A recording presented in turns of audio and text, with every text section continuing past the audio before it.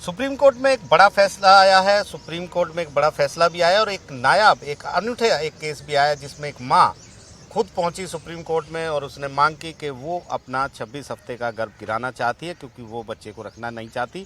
2 बच्चे उसके पास पहले हैं और जो दोनों बच्चे छोटे हैं और इसके अलावा उसकी मानसिक स्थिति भी ठीक नहीं है, वो बीमार है और वो आर्थिक रूप से भी सक्षम नहीं है।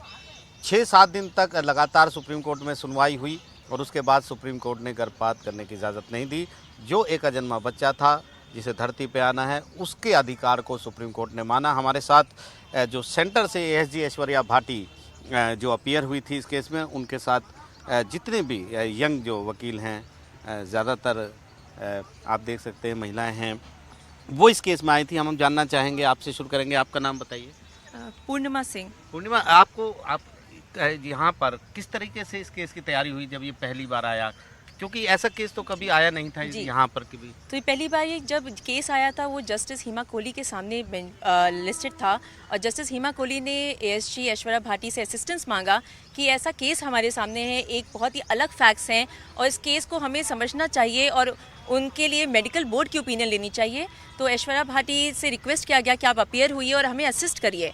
तो यहाँ पर मेडिकल बोर्ड से हमने रिक्वेस्ट किया, मेडिकल बोर्ड कॉन्स्टिट्यूट हुआ ये देखने के लिए कि फीटस की कंडीशन क्या है और माँ की मनोस्थिति क्या है, उनकी फिजिकल कंडीशन क्या है। इस पर मेडिकल रिपोर्ट आई एक दिन बाद। उन्होंने ये बताया कि माँ की कंडीशन, जो फिजिकल कंडीशन है वो अच्छी है, वो बच्चे को बियर कर पा रही हैं, बच्चा वायबल कंडीशन में है और 26 वीक्स ऑफ प्रेगनेंसी चल रहा है। और मेडिकल ओपिनियन जो बैठी थी उसमें जो मेडिकल बोर्ड बैठता है वो सिर्फ गायनिकोलॉजिस्ट का नहीं बैठता है, वो साइकाट्रिक, पेडियाट्रिशियन, एनेस्थीसिस्ट सब बैठते हैं। तो उन्होंने रिकमेंड किया, पूरे बोर्ड ने रिकमेंड किया कि termination of pregnancy is disallowed और उन्होंने अपने रीजंस दिए।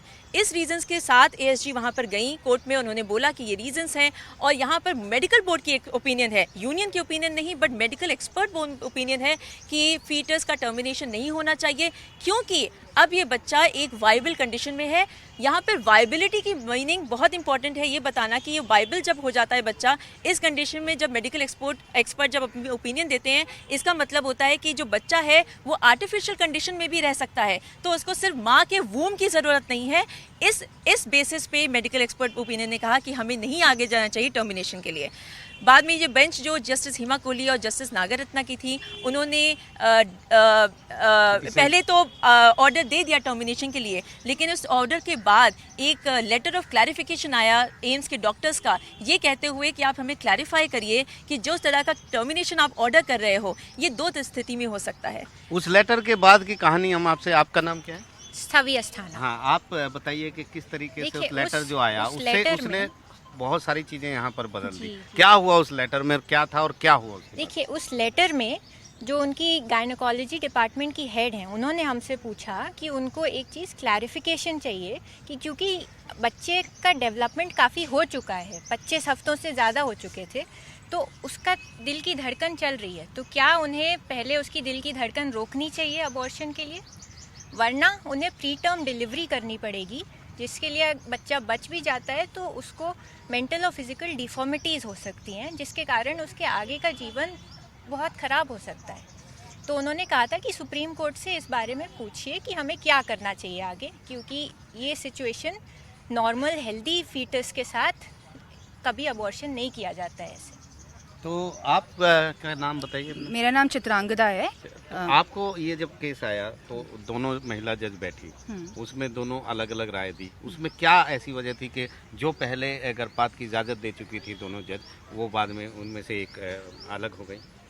Clarification, what stuck with them was the clarification. उनको ऐसा लगा कि जो ये क्लैरिफिकेशन है एक तरीके से हमें बोल रहा है कि फीटिसाइड हो सकता है, उनके दिमाग में ये चला होगा, तभी इस चीज़ को वापस कंसिडर किया गया।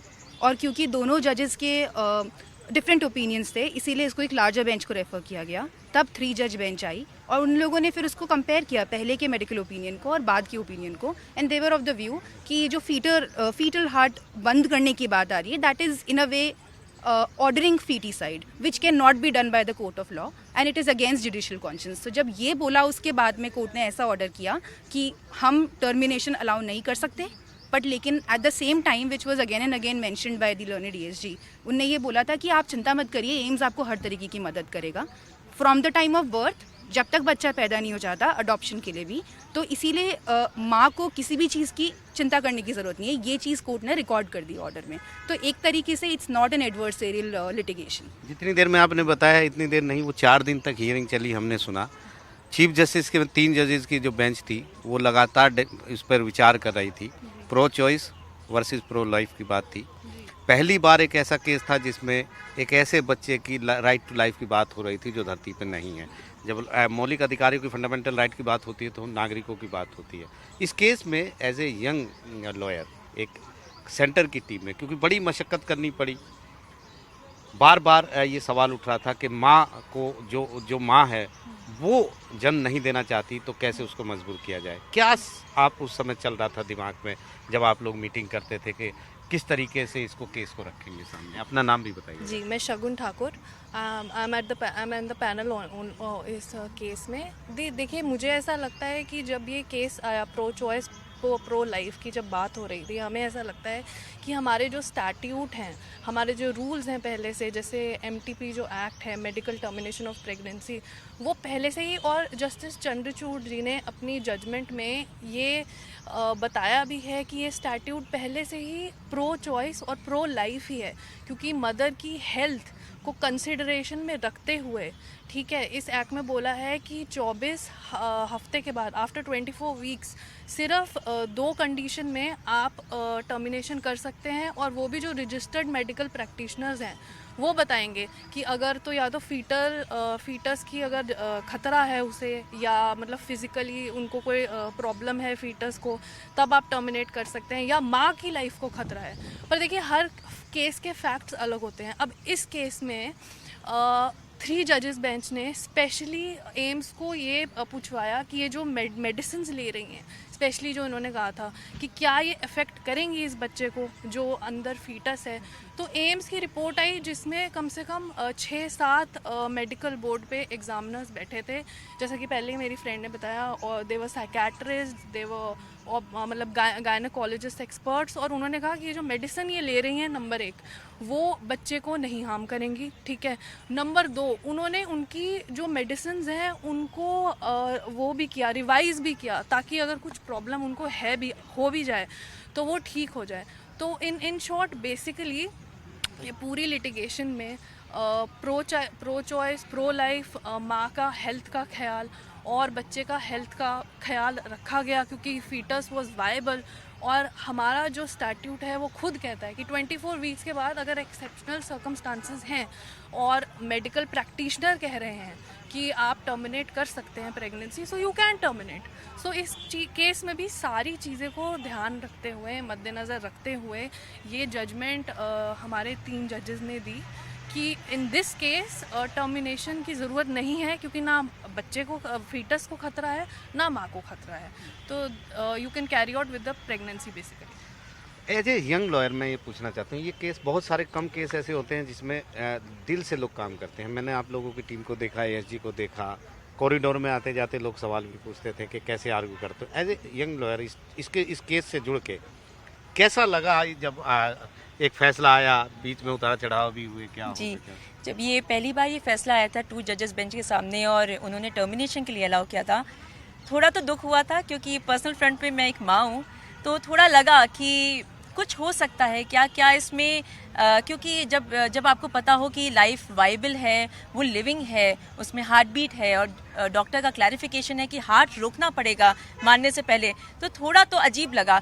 तो हमारा हरदम ये सक्षम थे, हमारा प्रथम प्रयास रहा कि क्या हम कुछ कर सकते हैं, क्या उस महिला को क्या काउंसिल करा सकते हैं, क्योंकि महिला के डिसीजन के अगेंस्ट हम कभी नहीं गए काउंसलिंग में, लेकिन वो तैयार नहीं, काउंसलिंग में वो तैयार नहीं थी। लेकिन एक भी बात भी बहुत श्योर हम बताना चाहूँगी कि पूरे ड्यूरेशन में जितना 1 हफ्ता ये पूरा मैटर चला है, कम से कम उसमें उनका जो डिसीजन का लेने का जो सक्षमता थी वो थोड़ा इधर उधर थी, वो थोड़ी कंफ्यूज थी। एक बार उन्होंने कहा मैं समझ गई हूँ, मैं रोकूंगी, फिर वो सुबह आती हैं अपने एडवोकेट से कहती हैं नहीं मुझे नहीं चाहिए, फिर वो दूसरे दिन आती है नहीं मैं समझ गई हूँ। तो वो बहुत परप्लेक्स थी, और वो मनोस्थिति हमें समझ में आती है, क्योंकि एक माँ जब बच्चे में कोख में रखती है तो वो मनोस्थिति, वो जिस दशा से गुजरती है वो हम सबको समझ में आता है।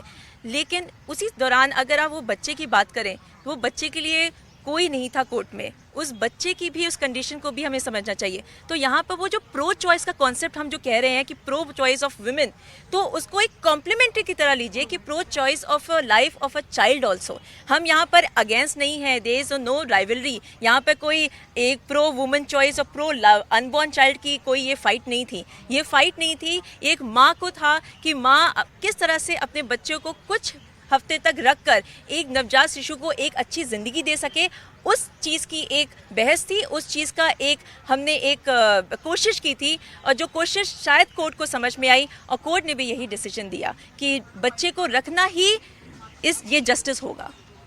तो एक बड़ी कानूनी लड़ाई हम इसलिए कहेंगे कि देश की सबसे बड़ी अदालतें हैं, कभी कानून की वैधता का चैलेंज हो जाता है, कभी संविधान की व्याख्या की बात होती है, लेकिन ये केस ऐसा था जिसमें सिर्फ एक चीज़ फैसला करना था कोर्ट को कि एक माँ है, वो अपने जो कोख है उसमें बच्चे को रखना नहीं चाहती, और सुप्रीम कोर्ट को ये तय करना था कि क्या वो बच्चा धरती पे आएगा, और सुप्रीम कोर्ट ने यही तय किया। ये भी कहा, क्योंकि केंद्र ने कहा कि अगर वो बच्चा माँ बाप नहीं रखना चाहेंगे तो फिर उसको गोद देने की व्यवस्था भी होगी। तो ये एक केस हमेशा जो है वो नज़ीर की तरह इस्तेमाल होगा। नई दिल्ली से सचिन गुप्ता के साथ आशीष भार्गव, NDTV इंडिया।